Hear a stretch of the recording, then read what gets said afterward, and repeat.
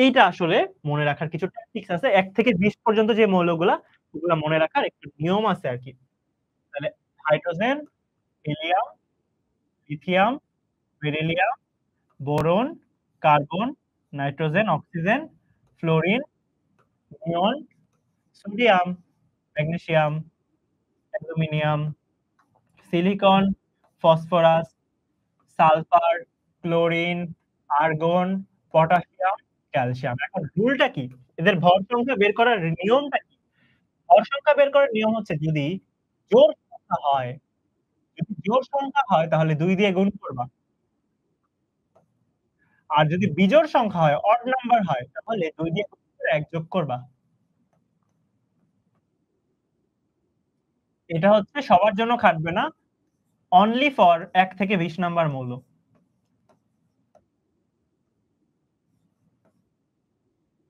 এইটা হচ্ছে ভর সংখ্যা বের করার নিয়ম। যদি জোড় সংখ্যক মৌল হয় ২ দিয়ে গুণ করব। বিজোড় সংখ্যক মৌল হইলে ২ গুণ করে ১ যোগ করব। জোড় সংখ্যক মৌল হলে ২ দিয়ে গুণ করব।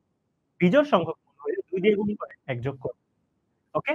এখন দেখো হাইড্রোজেন। হাইড্রোজেন যেটা, হাইড্রোজেনের ক্ষেত্রে হাইড্রোজেনের ক্ষেত্রে ওকে আমরা যদি আচ্ছা ব্যতিক্রম কিছু আছে আসলে। ব্যতিক্রম কিছু আছে। আগে আমরা হচ্ছে আ ব্যতিক্রমগুলোকে আগে দেখব? আচ্ছা ব্যতিক্রমগুলো আচ্ছা পরে দেখতেছি দাঁড়াও। হাইড্রোজেনের ক্ষেত্রে কত হওয়া উচিত? হাইড্রোজেনের ক্ষেত্রে দেখো ১ নাম্বার মৌল না? ২ দিয়ে গুণ করে ১ যোগ করো। ২ অক্কে ২ আর ২ আর একে ৩। হিলিয়াম আচ্ছা আগে বিজোড়গুলা করি। লিথিয়াম কত? ৩ দুগুণা ৬, ৬ আর একে ৭। বোরন ৫ দুগুণা ১০, ১০ আর একে ১১। নাইট্রোজেন ৭ দুগুণা ১৪, ১৪ আর একে ১৫। তারপরে ক্লোরিন হচ্ছে ৯ নাম্বার না? হ্যাঁ ৯ নাম্বার। তো ৯ দুগুণা ১৮, ১৮ আর একে ১৯। সোডিয়াম ১১ দুগুণা ২২, ২২ আর একে ৩। এই যে এভাবে সোডিয়াম ২৩ আসছিল। অ্যালুমিনিয়াম ১৩ দুগুণা ২৬, ২৬ আর একে ২৭। ফসফরাস ১৫ দুগুণা ৩০, ৩০ আর একে ৩১। তারপরে ক্লোরিন, ক্লোরিন ১৭ দুগুণা ৩৪, ৩৪ আর একে ৩৫।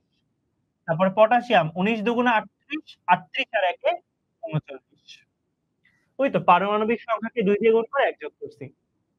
আর হিলিয়ামের ক্ষেত্রে ২ দুগুণা ৪, বেরিলিয়ামের ক্ষেত্রে ৪ দুগুণা ৮, ৬ দুগুণা ১২, ৮ দুগুণা ১৬, ১০ দুগুণা ২০, ম্যাগনেসিয়াম হচ্ছে ২৪, সিলিকন হচ্ছে তোমার ১৪ দুগুণা ২৮, সালফার হচ্ছে ১৬ দুগুণা ৩২, আর্গন হচ্ছে ১৮ দুগুণা ৩৬, ১৮ দুগুণা ৩৬ আর তারপরে ক্যালসিয়াম হচ্ছে তোমার ৪০, ২০ দুগুণা ৪০। এখন এই নিয়মগুলো আসলে ব্যতিক্রম আছে। এই নিয়মেরও ব্যতিক্রম আছে। বুঝছো? এই নিয়মেরও সবগুলা সেম না, ব্যতিক্রম কিন্তু আছে। যেমন ধরো হাইড্রোজেনটা আসলে ৩ হয় না। হাইড্রোজেন মূলত ১ হয়। হাইড্রোজেনের ভর সংখ্যা ১। হাইড্রোজেনের ভর সংখ্যা ৩ না, হাইড্রোজেনের ভর সংখ্যা ১। ওকে? আর তারপরে ব্যতিক্রম হচ্ছে বেরিলিয়াম। বেরিলিয়ামেরটা মূলত ৮ হয় না, বেরিলিয়ামের ৯ হয়। এটা সিওর হয়ে নিও বেরিলিয়ামের ক্ষেত্রে ৯ হয়। তারপরে নাইট্রোজেন। নাইট্রোজেনের ক্ষেত্রে ১৫ হয় না, ৭ দুগুণা ১৪, ১ যোগ হয় না। ও ধরো যে জোড় সংখ্যার মধ্যে কাজ করে তো ১৪ ই হয়। তারপরে সালফার, ক্লোরিন। ক্লোরিনেরটা সবচেয়ে ইম্পোর্টেন্ট। এইটা খুবই উল্টাপাল্টা হয়। ৩৫ হয় না বরং ৩৫.৫ হয়। এইটা মনে রাখতে হবে খুবই ইম্পোর্টেন্ট এটা। ক্লোরিনের ক্ষেত্রে ৩৫ হয় না, ৩৫.৫ হয়। আর্গনের ক্ষেত্রে এটা ৩৬ হয় না, আর্গনের ক্ষেত্রে হয় এটা ৪০। তো মোটামুটি ১, ২, ৩, ৪ মোটামুটি ৫ টার মতো ব্যতিক্রম বলতে পারো। বাকি ১৫ জনের ক্ষেত্রেই এই রুলটা খাটে। বুঝছো? ভর সংখ্যা বের করার নিয়ম হচ্ছে এইটা। এখন একটা মৌল লেখার নিয়মটা কি? ধরো একটা সোডিয়াম। ওর পারমাণবিক সংখ্যা ১১ না? ১১ আর ভর সংখ্যা ২৩। তো লেখার নিয়ম হচ্ছে ১১ কে নিচে লিখবো, ভর সংখ্যাকে উপরে লিখবো। এর মানেই হচ্ছে ওর পারমাণবিক সংখ্যা বা প্রোটন সংখ্যা ১১ টা আর ভর সংখ্যা হচ্ছে ২৩ টা। ক্লিয়ার?